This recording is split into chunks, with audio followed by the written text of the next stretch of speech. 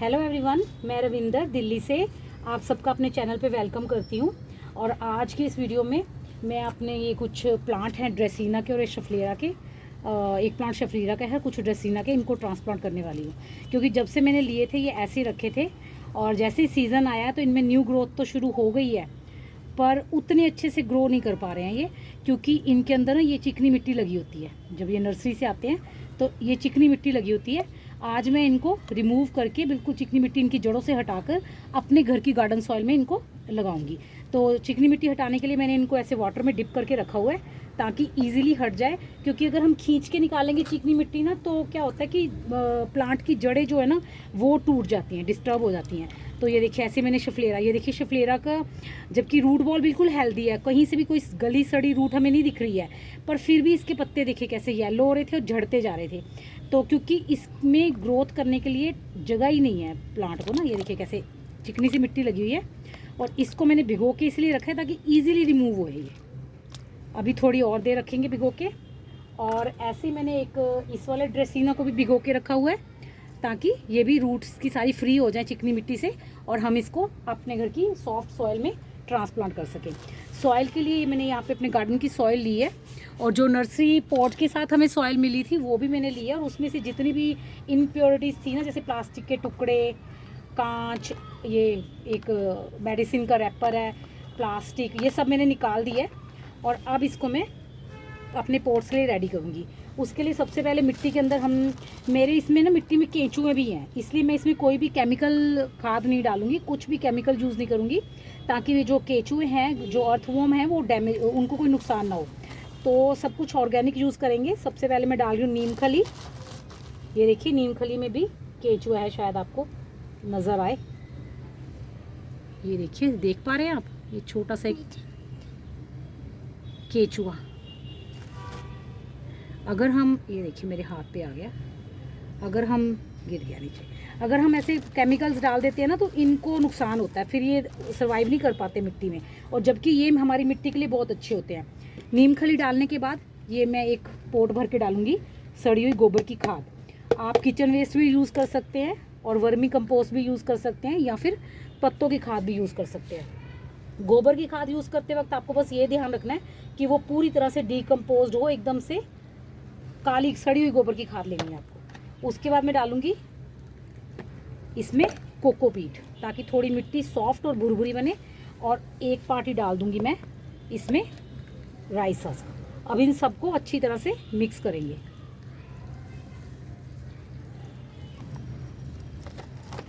मिट्टी मिक्स करते वक्त हम इसमें 1 से 2 चम्मच हल्दी भी डाल देंगे, क्योंकि जो हल्दी होती है वो अच्छी तरह से एंटी फंगल और एंटी बैक्टीरियल प्रॉपर्टीज़ होती हैं उसके अंदर, और वो सही काम करती है।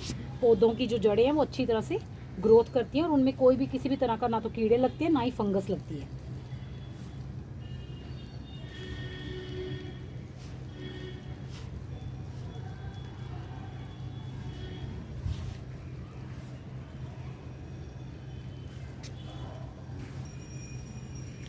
मिट्टी को मैंने अच्छे से मिक्स कर लिया है और मैंने यहाँ पर इसमें सैंड नहीं मिलाई, पर अगर, क्योंकि ये मेरे गार्डन की सॉइल थी, पर अगर आपके पास चिकनी मिट्टी है ना, ये देखिए ये होती चिकनी मिट्टी, ढेला बनने के बाद जब हम इसे फोड़ते हैं ना तो ये ऐसे बिखरती नहीं है, ऐसे पापड़ सा बनती रहती है। और इनको हम जैसे मर्जी ढालना चाहे ना ढल जाते हैं। ये बहुत क्ले, इसको क्ले सॉइल बोलते हैं। जैसे ये देखिए काली सी होती है और ऐसे चिकनी सी होती है। तो ये ऐसी मिट्टी अगर आपके पास, तो आपको पहले ना उसको, उसमें सैंड या कोकोपीट वगैरह मिलानी है ताकि वो थोड़ी सॉफ्ट हो जाए। मेरे पास तो मेरे गार्डन की सॉइल है, तो इसलिए मैंने इसमें सैंड नहीं मिलाया, क्योंकि पहले से मिली हुई है। मेरे गार्डन की सॉइल में ना सैंड पहले से मिली होती है हर पोट में, तो इसलिए मैं अब सैंड नहीं मिलाती। पर जब मैं मार्केट से या नर्सरी से न्यू मिट्टी मंगवाती हूँ ना माली से, तब मैं भी उसमें सैंड मिलाती हूँ। क्योंकि ये देखिए ऐसी मिट्टी में पौधे की जड़ें नहीं फैलती। ये मिट्टी तो हम रिमूव कर रहे हैं पौधों की जड़ों में से।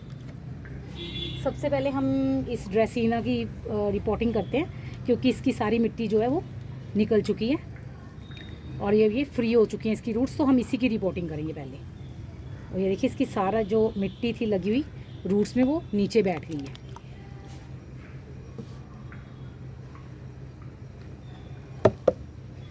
थोड़े से पहले नीचे कंकड़ पत्थर डाल लेंगे ड्रेनेज इसको कवर करने के लिए ठीकरियाँ डाल सकते हैं या ऐसे गमले के टूटे हुए टुकड़े कुछ भी आप डाल सकते हैं। डालने के बाद हम उसमें मिट्टी भरेंगे। थोड़ी सी मिट्टी भरने के बाद हम अब पौधे को लेंगे और थोड़ी जड़ें फैलाते हुए, उसकी जड़ें थोड़ी फैलाते हुए देखेंगे कि उसको कहाँ तक रखना है। उसकी ऊंचाई मतलब यहाँ तक हमें मिट्टी फिल करनी है ना, तो ऐसे बिठा के देख लेंगे पौधे को, क्योंकि ज़्यादा नीचे भी नहीं करना और ज़्यादा ऊपर भी नहीं रखना, रूट्स ज़्यादा एक्सपोज्ड भी नहीं होनी चाहिए। तो हम ऐसे रूट्स को फैला देंगे और ऊपर से अब मिट्टी डाल देंगे।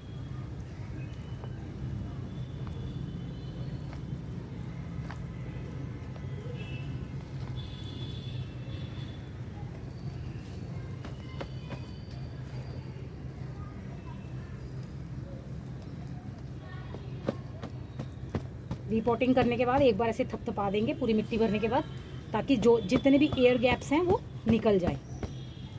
ये देखिए मैंने जो इसका न्यू शूट था ना उसको बाहर ही रखा है। ये भी पानी डालेंगे तो ये साफ़ हो जाएगा, इसके ऊपर भी मिट्टी आ गई है। बस ये रिपोर्टिंग होगी और अब हम इसे वाटरिंग करेंगे। पहले मैं बाकियों की भी रिपोर्टिंग कर लूँ।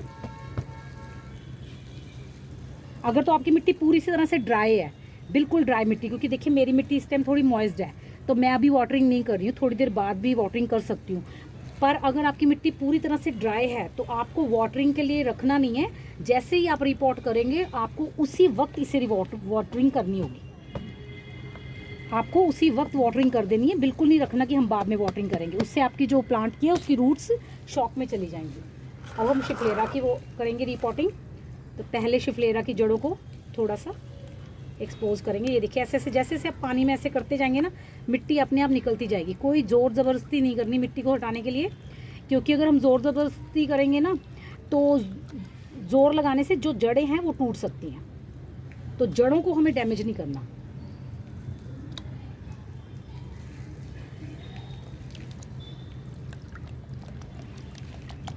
देखिए काफ़ी हद तक जो रूट्स हैं वो एक्सपोज हो गई हैं।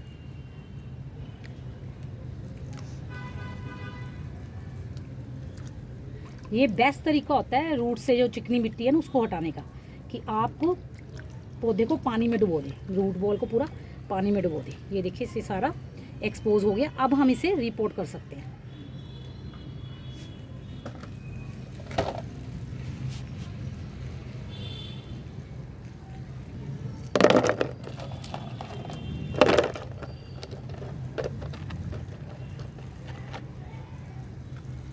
ड्रेनेज होल्स को कवर करने के बाद सेम उसी प्रोसेस से मिट्टी भरेंगे पहले और पौधे को बिठा के देखेंगे। अभी नीचे है, थोड़ी और मिट्टी भरनी पड़ेगी।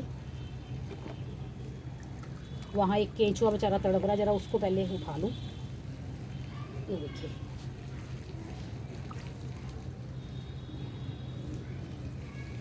केंचुआ, ये जो केंचुए होते हैं ना ये हमारी मिट्टी के लिए बहुत अच्छे होते हैं।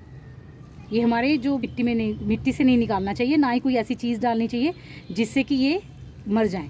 तो हम इनको पोट में डाल देंगे, इनसे हमारी मिट्टी और फर्टाइल बनती है।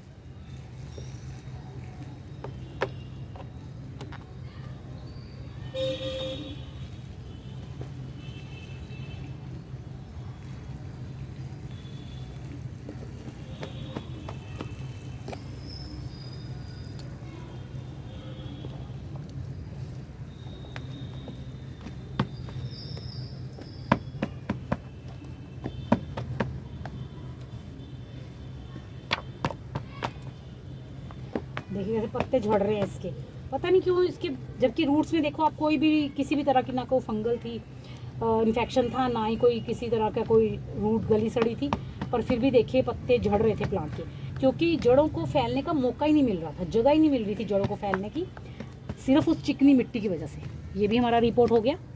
अब हम अपने इस वाले ड्रेसिना प्लांट को रिपोर्ट करेंगे। ये भी जब से आया था उसी नर्सरी पॉट में लगा हुआ था, क्योंकि मैं वेट कर रही थी कि कब मौसम थोड़ा ह्यूमिड होगा तभी मैं इसको चेंज करूँगी।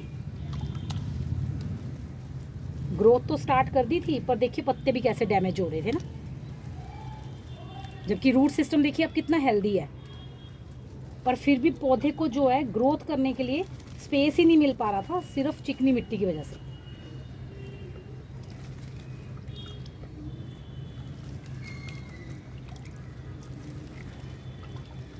देखिए बिना किसी डैमेज के हमारा जो रूट बॉल है वो बिल्कुल चिकनी मिट्टी से फ्री हो गया। अब हम इनको भी ऐसे फैलाते हुए रीपॉट कर देंगे और जितने भी सूखे पत्ते वगैरह हैं ना उनको हम निकाल देंगे। इसमें जो है वो ठीकरियाँ पहले से पड़ी हुई हैं, ऐसे प्लांट लगा दूंगी मैं।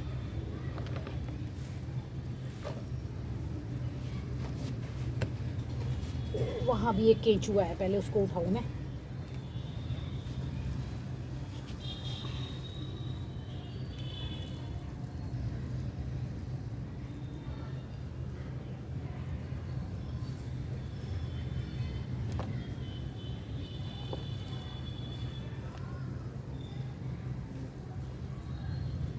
जड़ों को ना इकट्ठा करके नहीं रखना, जड़ों को ऐसे फैलाते हुए फिर रखना है। जितनी जड़ें फैलेंगी उतना ही आपका प्लांट भी अच्छे से ग्रो होगा और उतनी ही अच्छी ग्रोथ करके वो फैलेगा।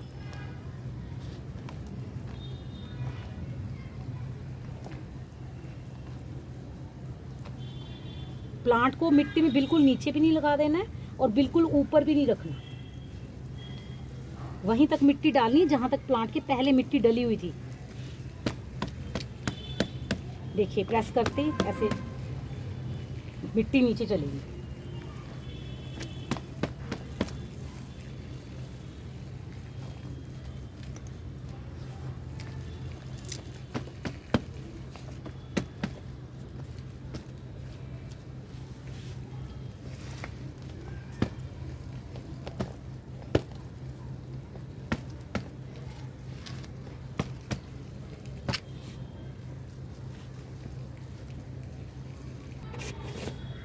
रीपॉटिंग करने के बाद हम जो फर्स्ट वाटरिंग करेंगे वो हम एप्सम सॉल्ट वाली करेंगे। यहाँ पे मैंने 1 लीटर पानी लेके उसमें 1 चम्मच भर के जो है एप्सम सॉल्ट घोल लिया है और उसी की हम इन प्लांट्स को वाटरिंग करेंगे। ये हमारे प्लांट्स को ना शॉकिंग, जो ट्रांसप्लांट शॉक होता है ना, उससे बचाता है। पौधा अपने को ईजिली सेट कर लेता है और किसी भी तरह के ट्रांसप्लांट शॉक में नहीं जाता। घोल के हम इनकी वाटरिंग कर देंगे। ये भी जो है इको फ्रेंडली फर्टिलाइज़र होता है। इससे भी हमारे जो केंचुए वगैरह हैं, जो भी अच्छे कीट होते हैं हमारी मिट्टी में, उनको कोई भी नुकसान नहीं होता। और सारे जितने भी ये सूखे पत्ते वगैरह उनको हम ट्रिम कर देंगे। कोई भी डैमेज लीफ हम प्लांट पे नहीं रहने देंगे।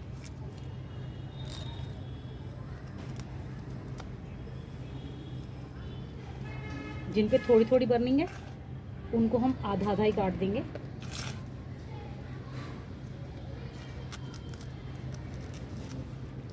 ये देखिए साफ हो गया। ये ऐसे हम इसे कर लेंगे, क्योंकि डैमेज लीफ भी ना प्लांट की एनर्जी लेते रहते हैं। प्लांट उनको रिवाइव करने में लगा रहता है, जबकि वो रिवाइव तो होते नहीं हैं और प्लांट की वेस्ट बेकार में जो एनर्जी है वो वेस्ट होती रहती है। ये पूरा ही डैमेज है, इसको यहीं से निकाल देंगे। ये भी साफ़ हो गया।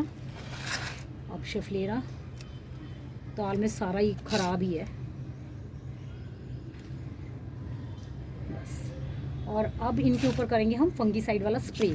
मिट्टी में नहीं डालना, सिर्फ पौधों के पत्तों के ऊपर स्प्रे करना है। यहाँ मैंने थोड़ा सा पानी ले लिया और उसमें मैं यूज़ करूँगी साफ का फंगीसाइड।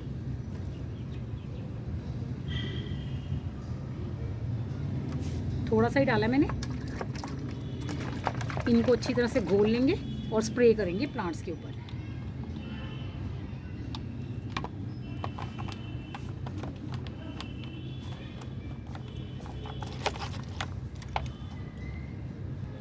देखिए मिट्टी हमारी कितनी भुरभुरी और अच्छी वेल ड्रेनिंग बनी है कि पानी डाला है साथ ही साथ ही वो ड्रेन आउट होना शुरू हो गया। अब हम अच्छी तरह से पौधों को फंगीसाइड वाले पानी से नहला देंगे।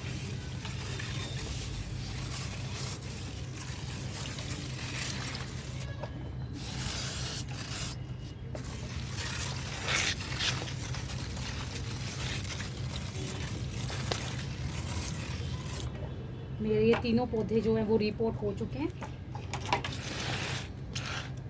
अब मुझे करने अपने ये मैंने जो स्नेक प्लांट है लीफ से प्रोपोगेट करे थे। ये देखिए एक लीफ में 4-4 प्लांट जो है वो निकले हुए हैं और इनको भी मुझे रिपोर्ट करना है। और स्नेक प्लांट की मिट्टी तो सेम ऐसे ही बनेगी।